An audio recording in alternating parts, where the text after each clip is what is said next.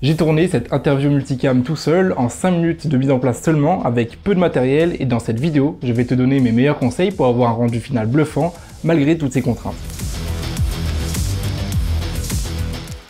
Pour te mettre dans le contexte, il s'agit là d'une prestation que j'ai réalisée il y a quelques jours. La demande client, c'est de réaliser une vidéo de 3 minutes pour prévenir des feux de forêt cet été, notamment causés par l'agriculture. Et on va interviewer 2 spécialistes, un pompier et un agriculteur. Bon, avant le jour du tournage, je sais en fait peu de choses. Je sais qu'on aura peu de temps car les pompiers sont venus exprès pour l'occasion et qu'il n'est pas prévu qu'il reste des heures non plus. Et je sais qu'on va tourner en extérieur et que la lumière naturelle fera donc l'affaire. Avec ces informations, je prends avec moi le minimum de matériel possible, à savoir 2 caméras pour couper les moments de blanc, les moments d'hésitation comme j'ai là avec cette seconde caméra, le Sony A7S III avec le 24-110 GM2 et le Sony A6500 avec le Zeiss 16-110 f4, un pack que j'ai acheté récemment sur Le Bon Coin autour des 800 €. Avant, je louais une seconde caméra, mais ça devient maintenant plus rentable d'en acheter une seconde directement. Un filtre ND car j'en ai un, donc j'en profite, sur une des 2 caméras, mais ça n'est pas indispensable en interview car il y a peu de mouvement et donc peu de flou de mouvement. Un trépied Rolei très compact et comme tu le vois, j'en ai pris qu'un seul pour être le plus léger possible, notamment lors du transport. J'ai ici fait le choix de tenir la seconde caméra à la main, en gros. La mise en place sera donc plus simple, mais attention, selon l'intention artistique, mettre la seconde caméra sur le trépied peut être plus safe. Pour le son, j'ai mes micro-cravates Synco G2 qui m'enregistrent actuellement aussi, directement reliés à ma caméra. J'ai aussi un casque pour écouter le retour du micro et vérifier que tout fonctionne. Des écouteurs filaires font totalement l'affaire, bien sûr. Le retour son peut se révéler important, car par exemple dans ce tournage, j'ai remarqué qu'un peu de vent gênait le micro au début, dès la première minute du tournage, et j'ai demandé à recommencer l'interview en ajoutant une bonnette sur le micro-cravate. Un autre exemple, en septembre dernier, je tournais une interview avec Marine L'Orphelin très importante, sans retour son, et je me suis rendu compte au montage seulement qu'elle avait frotté le micro à de nombreuses reprises au tournage. J'ai donc dû enlever beaucoup de passages et ça a failli être dramatique. Effectivement, quand on connaît son matériel, il y a rarement des problèmes. Pour cette vidéo YouTube par exemple, je n'ai pas de retour son et j'espère juste qu'il n'y aura pas de problème au montage. Généralement, je n'en ai pas. Mais avec le temps, je préfère mettre toutes les statistiques de mon côté et je préfère écouter le retour son au tournage dans le doute. Passons au jour de tournage. J'arrive sur place vers 9h30 dans un spot avec des hectares de champs. On est d'abord allé visiter quelques minutes les champs qui étaient à notre disposition pour tourner. On trouve alors 2 spots avec des vues étendues sur des parcelles. À partir de là, pour moi, le but, c'est d'être le plus efficace possible. Comme je l'ai dit, une équipe de pompiers était mobilisée pour l'occasion et je ne voulais pas prendre trop de leur temps, bien sûr. Bon, étant tout seul, et ça sera peut-être ton cas, je dois gérer plusieurs choses, la direction et la mise en confiance des personnes interviewées, ainsi que mon tournage en lui-même, et ça c'est jamais simple. Avant que j'installe mon matériel, je leur demande donc de revoir ce qu'ils vont dire pendant l'interview, de réviser, ça me permet de les occuper.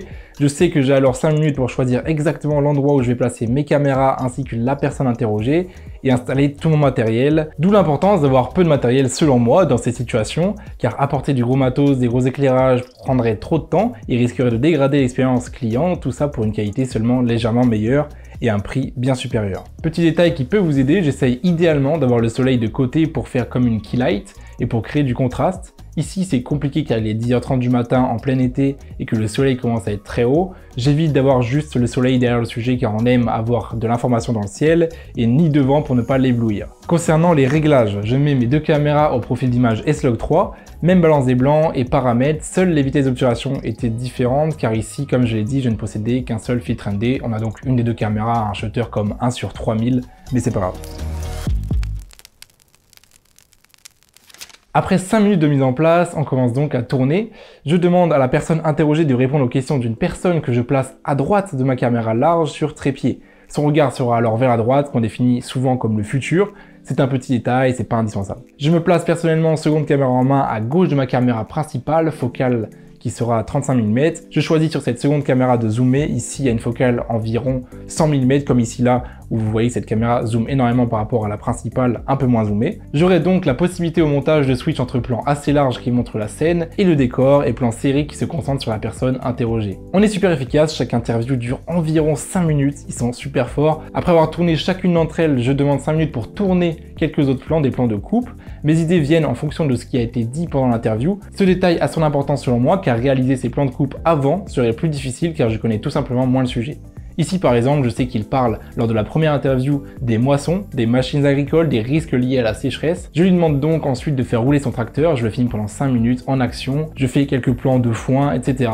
Et en 5 minutes, on a des plans de coupe qui viendront alimenter ma vidéo finale. Pour la seconde interview, pendant que je tourne, je fais attention à ce qu'il dit et je vois qu'il parle principalement des secours. et des engins agricoles. Pour les engins agricoles, j'ai déjà des plans de coupe. Je vais donc tourner uniquement des plans de coupe de son camion de pompiers qui rendront bien au montage. Je dis beaucoup plans de coupe. Je lui demande donc de faire 2-3 allers-retours et je tourne tout simplement quelques plans avec des valeurs différentes, avec des idées différentes, avec des fois de l'herbe devant, etc.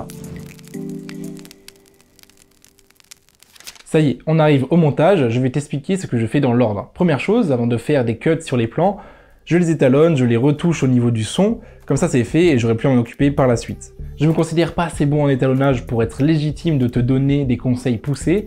Voilà pourquoi je ne vais pas aller trop loin sur ce sujet, mais en gros je retire le log avec une lutte de conversion vers Rec 709. Je choisis une lutte créative parmi celles que j'ai. Ici, j'ai choisi Bill Smulls de Stéphane Couchou. Je fais un petit virage partiel en mettant les tons sombres vers le bleu et les tons clairs vers l'orange de couleurs complémentaires. Puis j'ajoute du vignettage pour concentrer le regard vers le centre. Pour l'audio, je crois que cette fois-ci, j'ai rien changé car le son était déjà très bien de base, mais ça m'arrive d'utiliser l'onglet audio d'Adobe Premiere et d'utiliser des paramètres prédéfinis. Ensuite, je synchronise mes deux pistes vidéo, je coupe les moments de blanc, les ratés, je switch entre les deux caméras quand j'en ai besoin. Et maintenant, il suffit d'illustrer ce qui est dit avec les images que j'ai tournées pendant les 5 minutes d'après-interview. Ici, je choisirai aussi d'illustrer quelques plans avec des images venant de la plateforme Motion Array. On va avoir principalement des plans de feux de forêt et des plans de terres agricoles. Après des détails comme la musique et les titrages, on a une vidéo propre qui a énormément plu aux clients de par l'efficacité et la simplicité du tournage notamment. Je finirai par dire qu'effectivement, pour cette interview, j'utilise quand même une caméra très chère, le Sony A7S III, qui me sert pour d'autres prestations plus techniques, mais je tiens à le préciser, on n'a vraiment pas besoin d'autant. Ici, j'aurais pu simplement me contenter de deux Sony A6500, ou même moins bien, le résultat aurait été quasi identique. Alors oui, pour un setup de caméra, on dépasse quand même les 1000 € de budget, mais on n'est pas obligé de dépasser les 2000. Et quand on sait qu'on peut largement chiffrer gros sur des prestations comme celle-ci, ça fait partie pour moi des prestations les plus rentables et en plus des plus kiffantes. Je te laisse là-dessus, n'oublie pas le like, ton avis m'intéresse en commentaire et n'hésite pas à venir me voir sur Instagram, je risque de poster pas mal de choses ces prochains jours. Salut!